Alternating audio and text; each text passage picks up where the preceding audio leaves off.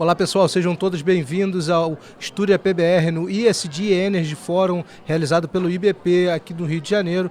A gente está agora com o presidente da transportadora NTS, Eric Portela. Vamos bater um papo sobre o mercado de gás natural no país. Eric, obrigado pela gentileza de estar aqui com a gente. Queria começar esse nosso bate-papo falando um pouquinho sobre as mensagens que você acabou de participar de um painel sobre ESG, as mensagens que você trouxe, como que a NTS está enxergando a importância do ESG para o negócio dela. Mais uma vez, obrigado. Obrigado, Felipe, pela oportunidade de falar sobre esse tema, né?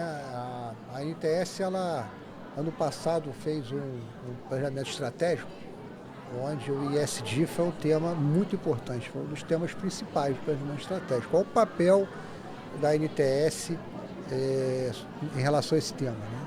Então, a gente podia separar um pouco da minha fala hoje aqui no evento, o papel da NTS como empresa e o papel da NTS no setor de midstream.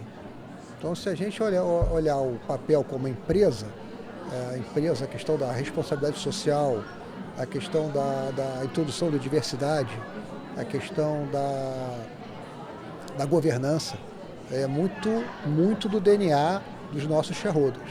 Nossos shareholders têm uma estrutura de governança muito forte. Brookfield, GIC, BCI, o Itaúsa, uma estrutura de governança muito forte, uma estrutura de introdução à diversidade muito forte. E aí, falando um pouquinho da parte social, nós adaptamos um pouco os investimentos sociais na realidade nossa como empresa. Aí eu estou penetrando um pouco na empresa, né? Nós somos uma rede de 2.000 quilômetros de dutos. Então, nós procuramos correlacionar a geografia nossa com a nossa atividade social. Então, o que está acontecendo? Aonde passa o duto tem que passar a sustentabilidade, tem que passar a parte social. Então, o duto, eu até brinquei aqui no evento, o duto é um ativo complicado, porque é um ativo silencioso, né? Você não vê o ativo e, ao mesmo tempo, não ouve falar. Então, a gente tenta fazer com que as comunidades que estão ao entorno do right of way, na nossa passagem, elas entendam que ali nós chegamos, né? E chega o quê? Ali chega a energia, ali chega calor, trabalho mecânico, que é o que a sociedade precisa, transformação química, né, que o gás propicia. E ali chega também cultura, ali chega também esporte, ali chega também agricultura. Então, dando exemplos assim, nós temos um programa bem bacana, Monet à beira d'água, para escolas. Então, com óculos de realidade virtual, as crianças passeiam nas obras do Monet. Ao mesmo tempo, também temos o ensino ali do judô, a prática do judô nas comunidades ao longo da nossa faixa. O plantio, obviamente, o plantio adequado, de agricultura adequada na faixa. Então, tudo isso são projetos que a gente procura correlacionar aonde nós passamos. Tá? Essa é a parte, vamos chamar assim, social. A parte de governança é o DNA do nosso shareholder, a parte de diversidade também, a NTE está buscando a sua própria pegada, né? Eu comentei ali, nós temos hoje um grupo de operadoras, além da nossa liderança, que gira em torno de 35% de mulheres, nós temos hoje um grupo de operadoras na nossa central de controle e supervisão.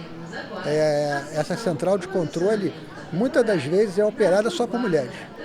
E aí é o sudeste inteiro do Brasil sendo operado em alta pressão por mulheres, né? Então, além da nossa diversidade, a cultura, nós somos uma empresa relativamente nova, buscando a nossa pegada, aí, nosso DNA, né? Buscando criar o nosso próprio DNA de diversidade, né?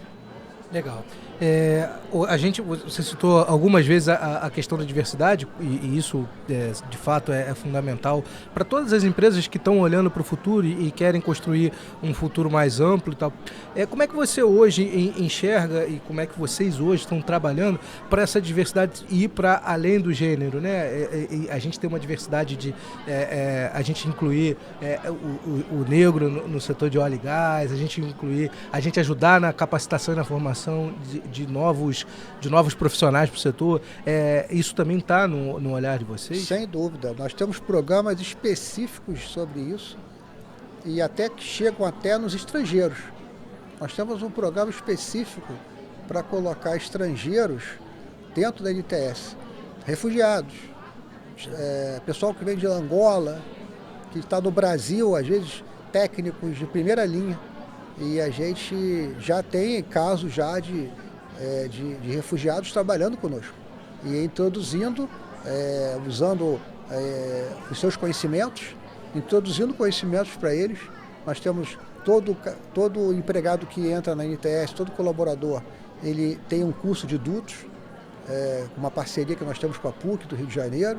Então, além dele vir com o seu conhecimento, a gente também introduz o conhecimento relacionado a adultos e faz todo um programa de desenvolvimento e introdução dessa pessoa dentro da nossa sociedade. No caso, por exemplo, dos estrangeiros. E no caso, obviamente, das pessoas mais necessitadas, a gente tem um programa também de introdução, vai nas escolas, nas escolas técnicas e busca esse tipo de profissional para que a gente possa ter, como eu te disse, a NTS é uma empresa muito nova e a atividade de midstream como atividade única, unbundling, vamos chamar assim, isso permite que a gente desenvolva uma indústria. Sim, sim. É uma indústria que está começando no Brasil. Tem poucos anos, né? Exatamente. E que tem um caminho para percorrer e que vocês estão desenvolvendo junto com a sociedade, né? Sim, sim. Legal. A gente falar um pouquinho do mercado de gás também. Vocês têm uma atuação agora numa chamada pública que deve acontecer no segundo semestre do GASIG. Como é que está esse movimento? Você pode trazer um update para a gente desse movimento? Sim, o GASIG é um exemplo de como o midstream, como indústria independente, estava comentando agora, né? Ele agrega um duto que estava há anos, um duto simples, de 11 quilômetros, mas eu costumo dizer que é um passo simples para algo muito grande. O primeiro duto de conexão de algo extremamente importante, que é o GasLub, uma fonte de gás de mais de 15 milhões de metros cúbicos de gás, para não chegar a 18 milhões de metros cúbicos de gás de capacidade nominal, conectando a malha. Eu me recordo antes da NTS, o quanto se demorou para fazer esse GASIG. Né? E a NTS demorou 4 meses, e sem acidente. E aí vem a lição aprendida. Por que a NTS demorou 4 meses e sem acidente? Porque a NTS só faz midstream, onde nós caprichamos. Nós não temos outras atividades, nós só fazemos midstream. Então nós vamos fazer o melhor, operando e construindo. Né? E esse duto, agora, ele tá pronto, gaseificado desde o início do ano. Iniciamos o processo ambiental, contamos muito com a ajuda do Estado do Rio de Janeiro. O Estado do Rio de Janeiro concedeu para nós o status de projeto estratégico do Rio de Janeiro. Isso fez com que as tramitações ambientais fossem feitas com prioridade e elas culminaram, nós estamos muito próximos da licença de operação. Então essa licença de operação vai nos permitir iniciar a chamada pública agora no segundo semestre e, obviamente, deixar tudo preparadinho para quando o GasLub estiver na sua plenitude, a gente poder trazer gás nacional do pré-sal para as áreas do Rio de Janeiro, Minas Gerais, São Paulo e o Brasil começar a usufruir de uma produção de gás nacional nessa nova era, que eu estou chamando de nova era do gás. Não, e que pode ser um projeto transformador para aquela região ali do GasLub. Sem dúvida. Que sofreu bastante, né, com a perda do projeto do Comperj, né? E que pode efetivamente gerar uma melhora social. Sem dúvida. Vai ser bonito de ver ali aquela área do Comperj voltando a ser uma área operada, né? É engraçado que essa faixa de duto de 11 quilômetros, para mim, ela é muito especial.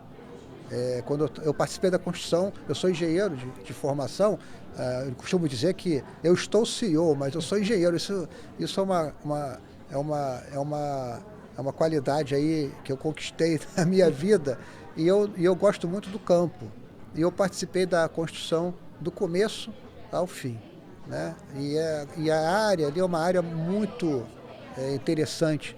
Ela tem muita potencial para desenvolvimento. O gás vai chegar, ele vai tocar o nosso Gasduc 3, que vem lá de Cabiúnas. E esse Gasduc 3, eu me recordo quando ele foi dimensionado. Isso é uma coisa importante, Felipe, você me permite colocar isso, porque indústria foi uma das coisas que eu transmiti aqui na minha fala. Nós somos uma indústria intensiva em capital. Tudo que a gente pensa hoje vai acontecer daqui a 5, 10 anos. Né? Nós somos um transatlântico. Na hora que a gente pensa em algo, esse algo, se for bem feito, ele vai trazer muita coisa, mas ele tem que ser realizado com muito planejamento e realizado também com muita determinação. O Gasduc 3, quando foi construído, ele foi construído para 40 milhões de metros cúbicos de gás. Naquela época, não se pensava em Rota 5, não se pensava em Rota 3, não se pensava em Rota 2. E hoje você chega e fala assim, o Gasduc 3 vai ser o gasoduto mais importante desse país. E é onde vai encontrar o Gazig. E dali vai passar 40 milhões de metros cúbicos de gás que vão fazer um caminho que eu chamo de caminho natural, que é o caminho que vai substituir fontes que normalmente, depois de 20 anos, já estão cansadas. E muitas delas são fontes importadas. Então, olha a importância de um gasoduto chamado Gasduc 3, que foi construído há 10 anos atrás, pouco mais de 10 anos atrás. Né? Então, isso faz com que esse Gazig, que apesar de ter seus 11 quilômetros, ele encontra o Gasduc 3, e os dois vão permitir ali um eixo que eu estou chamando de corredor pré-sal, Minas, São Paulo e Sul. Legal. A gente tem, durante esse ano, Eric, uma agenda extensa da ANP trabalhando na regulação do gás. Como é que vocês estão olhando essa agenda hoje? O que para vocês é mais importante nas discussões que estão sendo feitas hoje para a ANP? Aí é uma posição assim, a ANP tem um trabalho muito grande de desmembramento da lei do gás, muito grande. Esse trabalho que ela tem não permite que ela tenha um gasto de energia em algo que nós entendemos que pode ser feito de forma muito mais rápida, que eu estou chamando das chamadas públicas. Sim. Então, a gente criou, eu tive o orgulho de participar da criação do POC, o Portal de Oferta de Capacidade. E esse marketplace que foi criado na TBG, esse marketplace, ele permite, e hoje ele não só, de 2 anos para cá, ele foi criado na TBG e compartilhado. Hoje NTS e TAG são donas do POC junto com a TBG. Então é um consórcio, vamos chamar assim. A TBG opera o POC, que eu chamo de Amazon do gás brasileira, que eu chamo de Mercado Livre do gás brasileiro, para o pessoal do Mercado Livre não ficar chateado. E esse marketplace, ele dá uma automação para as chamadas públicas, que já foram discutidas em audiências públicas, já foram inumeramente repetidas com chamadas públicas da TBG, chamadas públicas da própria NTS. Então, para que você vai ter um dispêndio de HH? Deixa o POC fazer o trabalho, deixa o POC ser a loja 24 horas, 365 dias no ano, onde o cliente pode escolher a capacidade, o ponto de entrada e o ponto de saída. O POC está preparado para isso. Você acha que o POC já tem maturidade para fazer isso? Total. Chamadas públicas incrementais, chamadas públicas da capacidade existente. Aí, obviamente, o POC está aberto. A ANP tem a chave dele para abri-lo quando quiser, para aferir uma única coisa importante, que ela tem que aferir, que é a isonomia. Então, o ascending clock dele está funcionando? Está. Os mecanismos de alocação de capacidade estão funcionando? Estão. Então, deixa ele ser a nossa loja virtual. Então, pegue esse tempo de tramitações de chamadas públicas e leve esse tempo para o desdobramento da lei. que é o que a gente precisa. E o que você destaca hoje no desdobramento da lei que a gente precisa ser o mais rápido possível aí nessas discussões? Eu acho que a gente tem que, toda a tramitação que existe hoje, em que a lei deixa para a ANP a gerir as normas, as classificações de dutos, por exemplo, a questão de dutos de transporte, dutos de distribuição, normas que vão gerir, por exemplo, todo o regramento associado aos ciclos tarifários, aos ciclos regulatórios, atualizações de normas. A lei do gás, ela dá os guidelines e depois diz, a ANP agora é com você. Então a gente aguarda isso. Isso tem muito trabalho pela frente. E aí, me permita um parêntese, o Brasil, quando optou, e eu digo o Brasil porque é uma lei, então a lei é feita de brasileiros, sim, claro, representados por brasileiros no Congresso Nacional. É a forma democrática de fazer. E a forma que todos nós trabalhamos intensamente para isso. E a lei e os brasileiros olharam para um modelo chamado entrada e saída. Muito mais do que uma entrada e saída, porque isso é uma matemática, é um modelo que a Europa escolheu há mais de 3 décadas atrás. E esse modelo pressupõe uma série de avanços. Quando a Europa colocou esse modelo, os países europeus se integraram. Quando a Europa colocou esse modelo, as empresas ganharam o título de unbundling. E os TSOs da Europa trabalharam só logística. E eu digo sempre o seguinte, outro dia eu escrevi um artigo sobre isso, que seria da Europa com a guerra da Rússia se não houvesse o entrada e saída. A Europa hoje, logisticamente, sobreviveu a esses 2 invernos com guerra, sem 40% do seu supridor, porque ela tem uma logística competente. E essa logística competente foi criada ao longo de 3 décadas, depois da introdução do entrada e saída. O entrada e saída gera inúmeros benefícios de valor agregado. E a ANP, ela trabalhando os dobramentos da lei e deixando os transportadores cuidarem das soluções logísticas, nós vamos fazer isso acontecer igualzinho à Europa. Que legal, bacana. Érico, eu queria mais uma vez agradecer a sua gentileza de abrir um espaço da agenda para bater esse papo com a gente. Obrigado. Prazer é todo meu. Obrigado, Felipe. Obrigado a você que está assistindo a gente. Continue acompanhando o ESG Energy Forum do IBP aqui pelos canais da agência PBR. Até a próxima.